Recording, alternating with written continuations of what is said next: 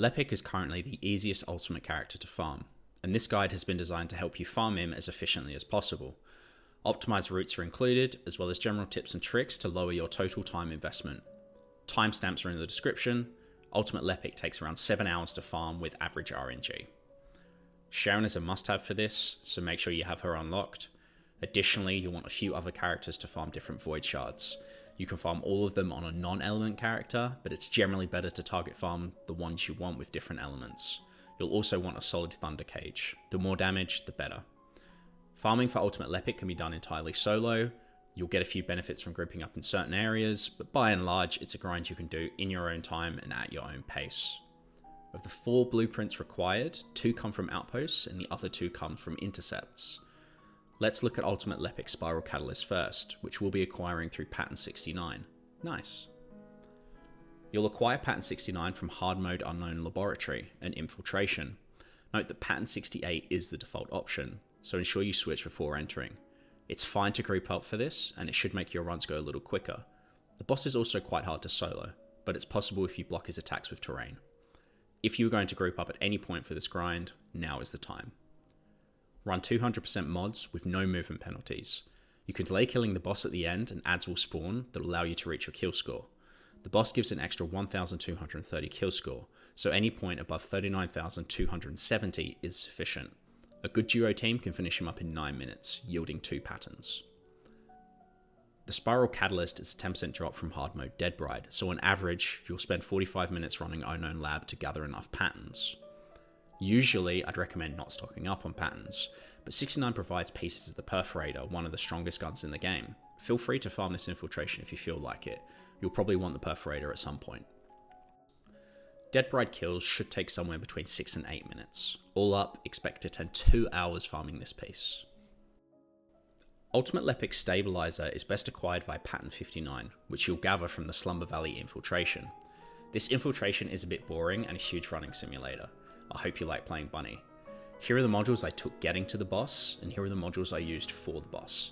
He hits hard, and there's definitely little ability to gather resources in the fight, so I do recommend bringing good attachments, def, and HP.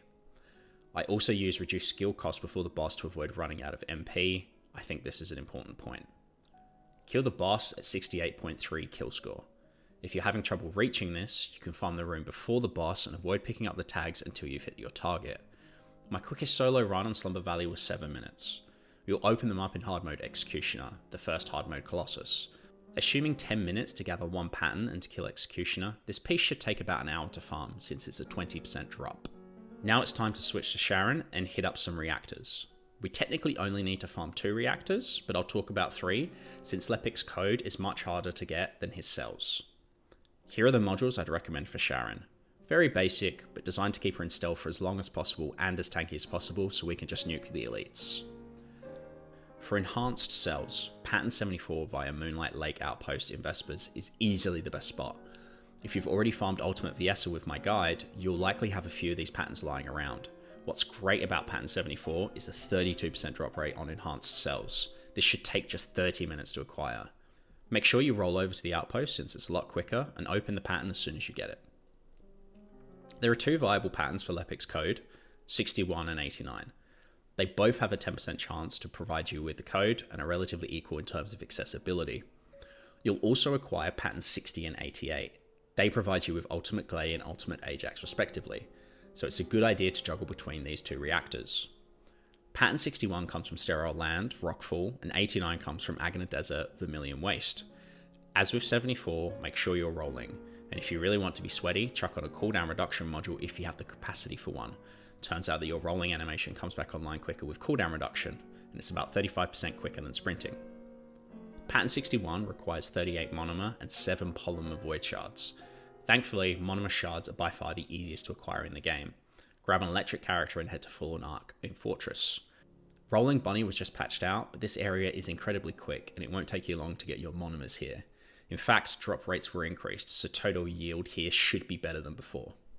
For Polymer Void Shards, I recommend taking Viessa to Frozen Valley and Fortress with these modules. Even if you're solo here, 19 Polymer Shards per clear means you're getting a sufficient quantity in 15 minutes to open up all of your patterns. Pattern 89 requires organic void shards alongside inorganics that you'll get from Fallen Arc. For these, take Blair to Dune base in Hagios. As above, you'll want skill range modules and some cooldown. It's possible to solo farm within 40 seconds if you're doing it correctly. As general advice though, it's always a good idea to jump on Discord and look for groups or post an advert yourself. You'll greatly reduce the time spent farming void shards this way. You can even continue to farm patterns until someone messages you. All in all, around an hour of farming void shards should be sufficient to open up all of your patterns. You'll also average 90 minutes to farm 10 patterns if your pace is good and you follow my pathing. The bosses you'll be fighting for these patterns are pretty big pushovers. You won't need anyone to come and help you, provided you've got a semi-strong character. You can opt to die to the bosses mid-fight to get your ammo and health back too. They give you 5 tries, so you're not at risk of failure. Just be careful if you do have a friend come to assist, since their shards will be consumed if they have enough to pay for the boss. Most of the other ingredients are gathered from running around the map. Press F on the resource in your access info area to learn where to find them, then go and run around looking for the crates to open. There is one exception to this, Crystal Biogel. This is an absolute pain to acquire, and people have complained about spending hours having to gather it. Naturally, Hakai has a solution for you, and it's not the killing at 0 seconds glitch. In fact, it's entirely above board, and it's quicker. Head to the Mountaintops in White Knight Gulch normal mode and run to the Void Boss summon. 2 elites spawn here and they drop Crystal Biogel, 3 to 5 each, and it seems to be a 100% drop. Should take you all of 5 minutes to farm up the required amount. Without this, farming Crystal Biogel would take hours of legitimate gameplay. You're welcome. I double dip on pattern 61 and 89. Switch between the other 2 areas and skip if the cooldown is longer than 90 seconds. I know that this grind is tedious, but there's nothing you can do about it. Thankfully, other ultimate character pieces are required from these spots, and it's a 10% drop instead of a 6% drop, which is really nice. You might want to save your shapes for other patterns, especially if you're going for Glade later on. Don't be afraid to overfarm shards if you have a good farm group. You'll use them again in future, and this is far more preferable than having too many patterns that you won't pop. The buff to void shard drop rates really helped with this grind. I liked farming Ultimate Lepic over Ultimate Viessa, mainly because it's a lot less recon missions and more infiltrations. It's also incredibly quick to farm in comparison, making it a great choice for your first Ultimate character to farm.